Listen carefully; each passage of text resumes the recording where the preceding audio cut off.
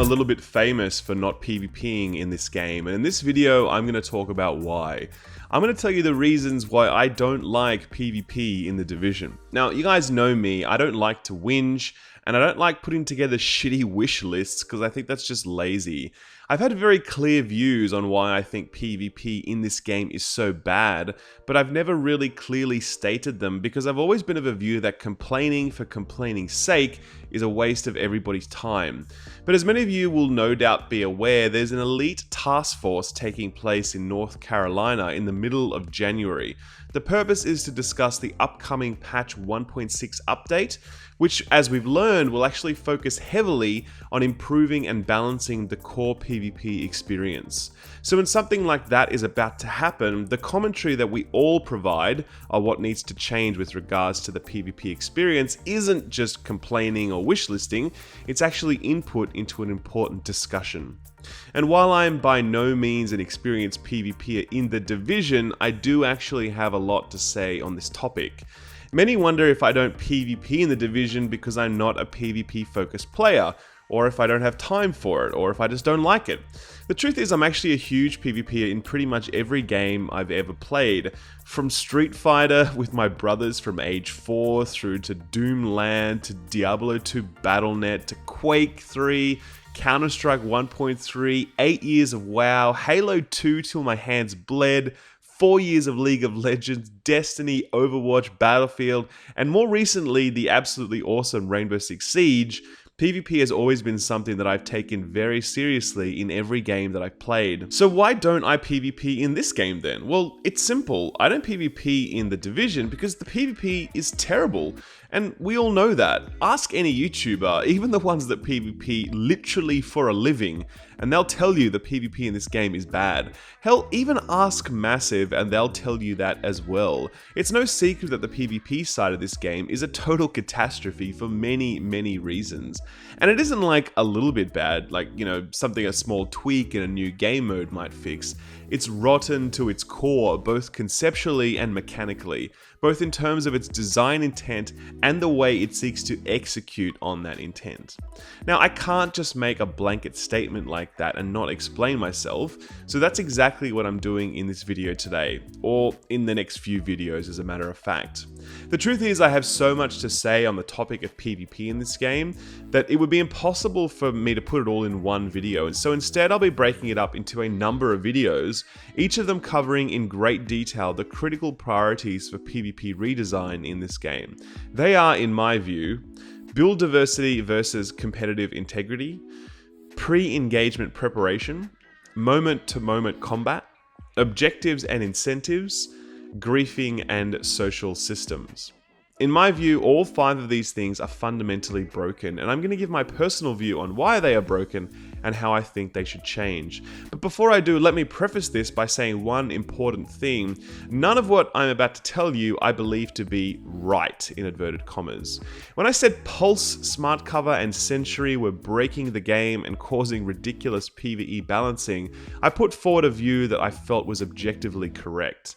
When I said that the game was too easy on the PTS, I was putting forward a view that I thought was right, was objectively correct. This time, it's very different. I'm offering a view of what's wrong with PvP and how it could change, but I'm not asserting that my view is correct or that my solutions are the best solutions. They are just my views and my solutions, and since many of you out there have completely different views, all of those views are going to be just as valid. This isn't a case of right and wrong, it's a case of personal perspective and opinion, so I just wanted to put that out there now. So, let's begin with the topic of build diversity versus competitive integrity. Now, I know this is a pipe dream, I know this isn't going to happen in 1.6, but whatever, here's what I think. I think the PvP and the PvE games must be separated in The Division, ASAP. Let me explain. See, there are actually 2 games in The Division. One is a looter shooter with a strong focus on collecting hundreds of different items and combining them with mods and recalibrations and abilities and ability mods and talents and cooldowns and consumables, etc., combining all of this to create incredible, fun, interesting, and totally unpredictable builds that make grinding through the monotonous PvE endgame fun. The PvE endgame of any looter, be it Diablo or Path of Exile or Borderlands or Torchlight or Destiny or whatever, it's always super repetitive. It is that by design. So the only way that you can make that fun is by letting the player do the same thing in different ways by giving them near limitless build diversity options. The other game within the division is a competitive PvP game, where the goal is to create precisely balanced PvP that works in both group and solo settings, and allows people to feel like they have a totally fair chance of winning an engagement, so long as there isn't some sort of numbers imbalance like a 2v4 or whatever.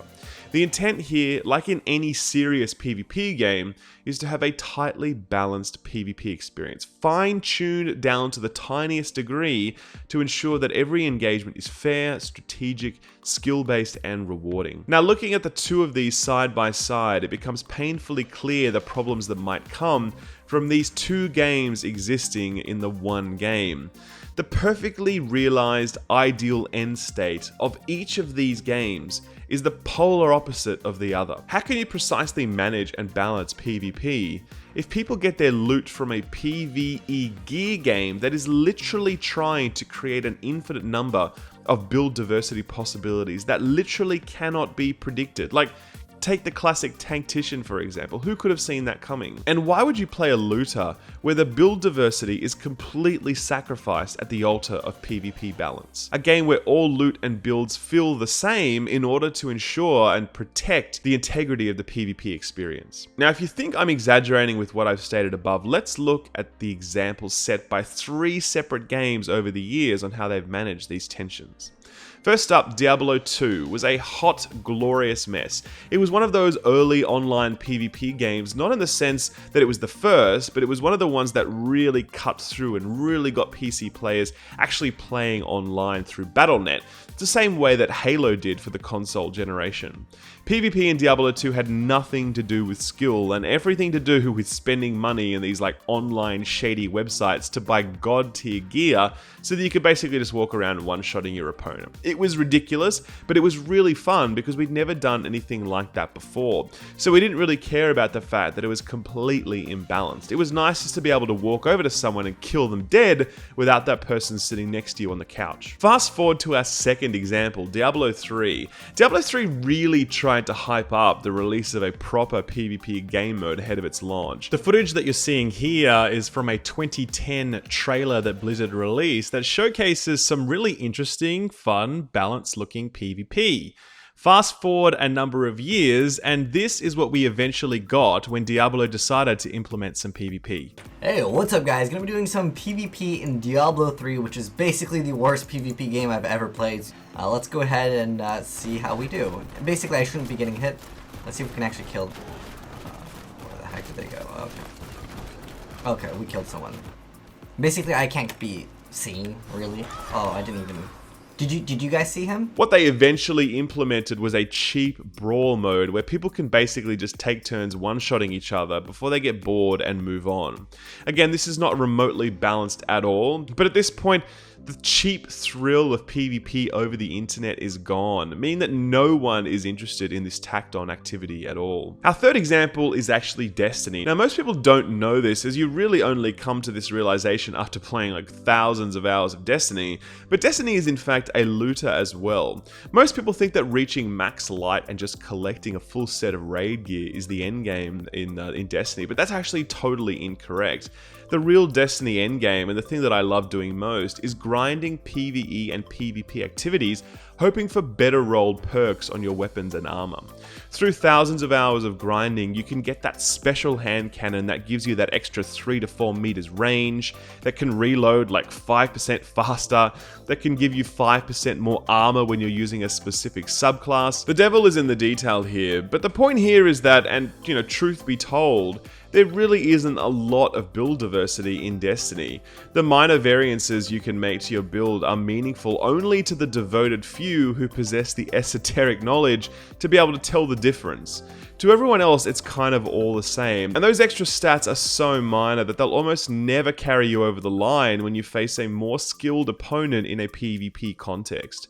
In Destiny, your gear gives you an extra 5% advantage maybe when you need it, But really, the rest of the game boils down to the 95% skill factor that will determine most encounters. Destiny maintains a very tightly balanced, well-balanced PvP game, specifically because they do not allow a lot of build diversity to influence that outcome. Now, these are 3 games, all of them looters, all of them with different approaches to PvP that lead to one clear conclusion. Real build diversity cannot exist in a truly balanced PvP game, and no balanced PvP can ever come from a truly ambitious PvE looter. Finally, and to really ram this point home, we really only need to look at the corrosive impact that this PvE versus PvP balance tension has had on the history of the game since launch. In beta, when we all had the same gear and there were no builds, the PvP was actually glorious. It was the best it's ever been, and it's all been downhill since then. Then along came high-end builds, and to be honest with you, that was actually pretty okay, but remember when the Midas began wrecking everyone in the DZ through instantly recharged signature skills? I remember that, and that shit got nerfed into the ground immediately, and that talent has never recovered since. And it was when gear sets were introduced that I actually stopped PvPing in this game altogether, because shit just got completely out of hand. Between Sentry giving 52% bonus damage from automatic weapons, to the Tactician being this unstoppable juggernaut who could also one-shot you with a sticky bomb, to the M44 with explosive rounds, to the next crop of gear sets like Reclaimer permanently staggering you, to two-piece final measure being like a requirement to counter the annoying one-shot sticky bomb meta, to Deadeye and its bullshit hipfire shenanigans, to now the dreaded and ubiquitous Alpha Bridge meta crushing all hopes of build diversity that we might have had. And look at what has happened to all of the stuff that I have just listed. All of it has been nerfed into an unusable state because of its potency in PvP. And I'm sure we can all guess what's about to happen to Alpha Bridge in the upcoming patch. Now, I have no problem calling for nerfs. I'm always that guy that is willing to do that where many others are not, because when something is broken, it's broken. It needs to be nerfed in order to get things back on track. But the truth is, I hate calling for nerfs. I don't like it. I don't ever want to do it. I'd rather the game just work and be balanced. And there isn't any need to destroy all this work that people have put in building and finessing these, finely tuned builds. But that hasn't been the narrative of this game since its release, sadly. And the result is that the PvE game has suffered monumentally in the name of keeping PvP balanced. And the end result, it's not like PvPers are then happy because they get a balanced PvP game. The end result is that no one is happy at all. Tacticians is not usable at this point because it had to be nerfed as a result of the way it performed in PvP. Where is the good outcome in that for PvE players or PvP players? There's nothing there. There's just an awkward, useless compromise. Now, this has to change if this game is going to survive. The longer we seek to maintain this tension between PvE and PvP endgames, the longer we're just going to keep going around in circles, endlessly buffing and nerfing things until everyone has just given up and gone home. So, what's the solution? Well, in my very personal view, the objective of having a truly ambitious, interesting, fun, and unpredictable PvE endgame is sacrosanct. You cannot give that up. But equally, having a truly balanced, competitive, and skill-based PvP game is equally sacrosanct. You cannot give that up either. And what of the goal of being able to take your character into the DZ and pursue meaningful, interesting build diversity options in the PvP space? Well, I will gladly sacrifice that one objective if it means that I can get the other two, but I do know that many people will not agree with me on this. My proposal is simple: leave the PvE endgame as it is. It's fine. But when I walk into a DZ checkpoint, or if I queue for a PvP activity, if we ever get something like that, adopt a class-based system instead. Make it so my character has to sort of get changed into a new gear set that is actually one of 4 to 8 predefined classes. Each of them built around certain archetypes or playstyles, such as the defense tank, or the reclaimer healer, or the sentry marksman, or the striker SMG run and gunner, or the lone star LMG suppressor, or the skill power support tactician, whatever. Build these roles and give them set stats, weapons, mods, abilities, everything.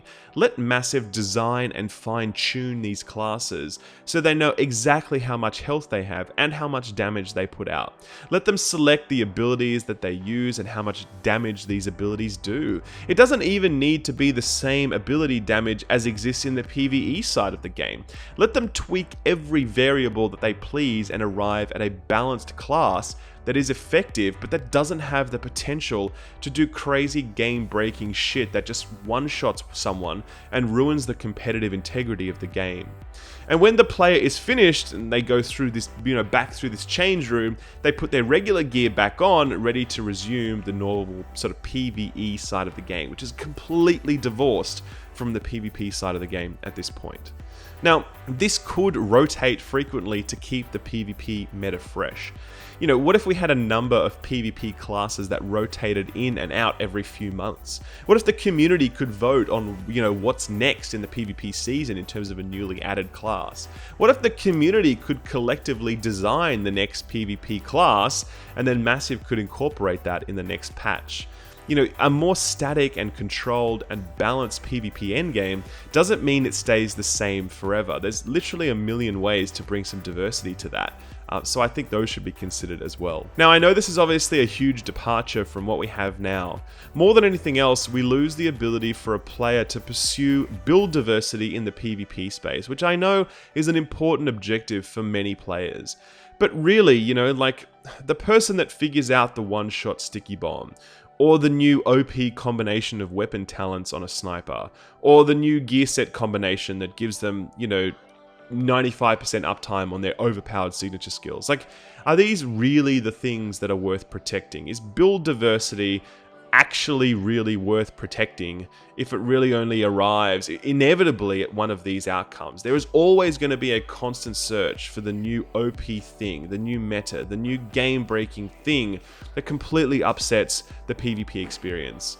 As I've said, I would gladly sacrifice the opportunity for build diversity in the DZ if it means I get infinite build diversity possibilities in the PvE game and I get infinitely more balanced PvP when I do choose to PvP. Either way, something has to give. Anyone in the comments that tells you, that true competitive integrity can be maintained alongside a PvE loot game that is deliberately trying to create the unpredictable is living in a fantasy world.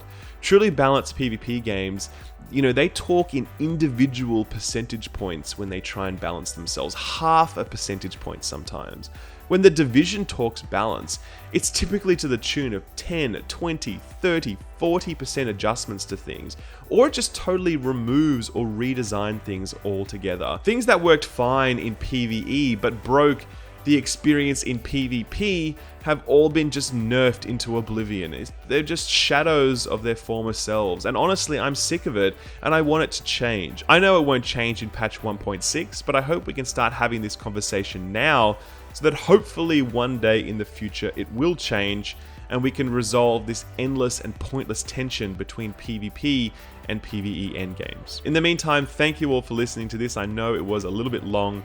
I have some more videos, as I've said, coming later in the week on this. I've scripted those and they are coming soon. If you liked this video and you thought it was useful, please do drop it a like, and obviously be sure to subscribe. I do Division stuff all the time. That's kind of my thing. So guys, thank you very much again. Take good care of yourselves, and I'll see you next time. Bye-bye.